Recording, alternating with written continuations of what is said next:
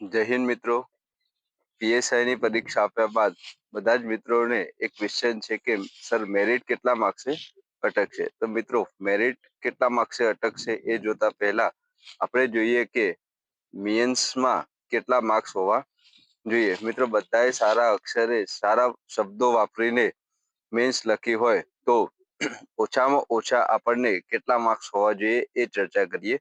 તો પ્રશ્ન નંબર 1 હતો જેમાં નિબંધ લખવાનો હતો 350 શબ્દોમાં, મતલબ કે 350 શબ્દોમાં આપણે એક નિબંધ લખવાનો હતો જેના માર્ક્સ આપણને 30 માર્ક્સ મળવાના હતા.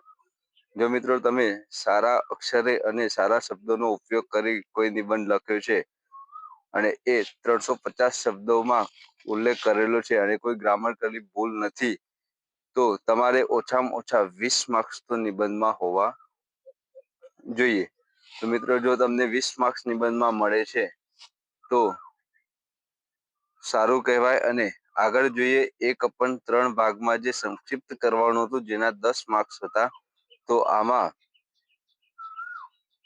પણ તમને 5 માર્ક્સ મળવા જોઈએ.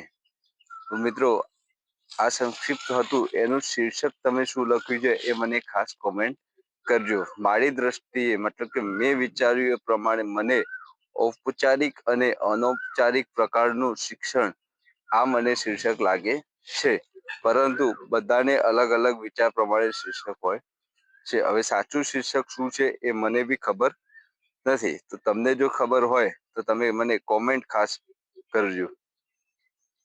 મિત્રો એના પછી ક્વેશ્ચન નંબર 3 હતો જેમાં એક ફકરો આપેલો છે અને ફકરા ઉપરથી 5 પ્રશ્નોના જવાબ લખવાના હતા. એક પ્રશ્નના 2 માર્ક્સ હતા. ટોટલ 5 પ્રશ્નો બરાબર 10 માર્ક્સનો આ ફકરો હતો. તો તમારે આ 10 માંથી કેટલા માર્ક્સ હોય તો મિત્રો જો આમાંથી પણ તમારે 5 માર્ક્સ તમારે ફરજિયાત લાવવા જોઈએ. આગળ એક અહેવાલ છે મિત્રો, અહેવાલ બધાનો સારો હોય છે, બધા અહેવાલ સારો જ લખ્યો હશે તો પણ આપણે અહેવાલમાં 5 માર્ક્સ ઓછામાં ઓછા મેળવવા જોઈએ. આગળ મિત્રો જોઈએ કે પત્ર હતો, પત્રમાં પણ તમારે 5 માર્ક્સ ઓછામાં ઓછા આવવા જોઈએ. પત્રમાં સ્ટાર્ટિંગ 1 માર્ક્સનું, અહીંયા જેને પત્ર લખી રહ્યા છે એનું સ્ટાર્ટિંગ આપણને 1 માર્ક્સ આપશે.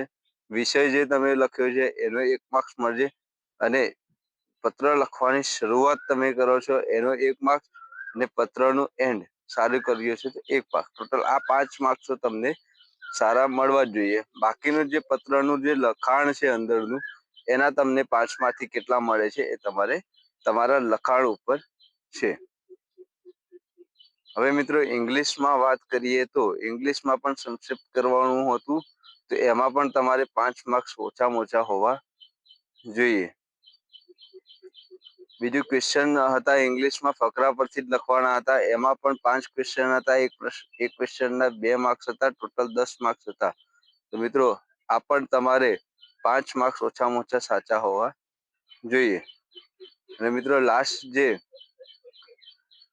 ટ્રાન્સલેટ કરવાનું હતું તો આ ટ્રાન્સલેશન છે એમાં પણ તમે 5 માર્ક્સ ઓછામાં ઓછા મેળવેલા હશે તો એ સારી વસ્તુ છે. મતલબ કે મિત્રો હવે ટોટલ ગણીએ આપણે 5 ક્વેશ્ચનના 10 સંક્ષિપ્તના 5 એટલે 15 પત્રના 5 20 ને અહેવાલના 5 25 ને આ પ્રશ્નોના 5 30 ને સંક્ષિપ્તના 5 35 ને આ નિબંધના 20. તો ટોટલ મિત્રો માર્ક્સ થયા આપણને મેન્સમાં 55. મતલબ કે ઓછામાં ઓછા 55 માર્ક્સ આપણે મેન્સમાં હોવા જોઈએ.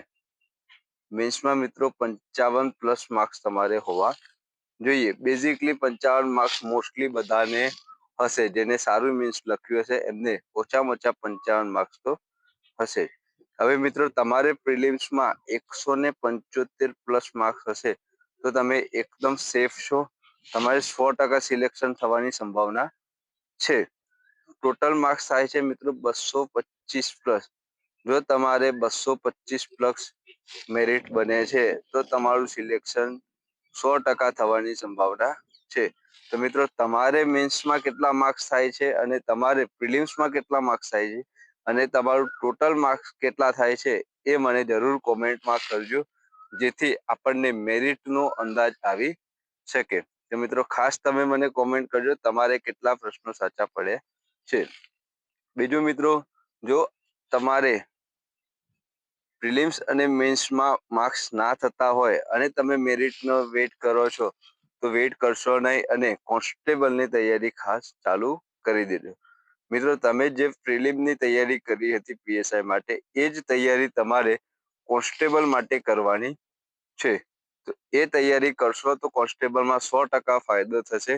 અને કોન્સ્ટેબલનું પેપર જો પીએસઆઈ પ્રિલિમ્સ જેવું જ આવે, એકદમ ઇઝી પ્રશ્નોવાળું, બેઝિક ક્વેશ્ચન વાળું, તો કેવું આવે એ માટે મેં 10 પ્રશ્નોનો એક વિડીયો બનાવીને મૂક્યો છે, એ તમે ખાસ જોઈ લેવો. તો એની લિંક પણ હું આ વિડીયોની નીચે ડિસ્ક્રિપ્શનમાં મૂકું છું, તો તમે આ વિડીયો જોઈ લેવો અને 10મા પ્રશ્નોનો જવાબ મને અવશ્ય તમે કોમેન્ટ કરજો. વિડીયો ગમ્યો હોય તો મિત્રો મારી ચેનલને સબસ્ક્રાઇબ કરો અને પીએસઆઈ જેને બી પરીક્ષા આપી છે એ બધાને આ વિડીયો શેર કરો. થેન્ક યુ મિત્રો.